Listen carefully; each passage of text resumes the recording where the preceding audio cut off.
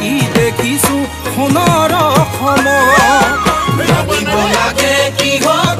লাগি আছো আমি কিহত লাগি আছো আমি কিহত কি চলিছে কি দেখিছো সোণৰ পিন্ধিবৰ সময় হ'ল ৰণৰে কব হেংদাং লবৰ হ'ল তুলি লৈ হাতত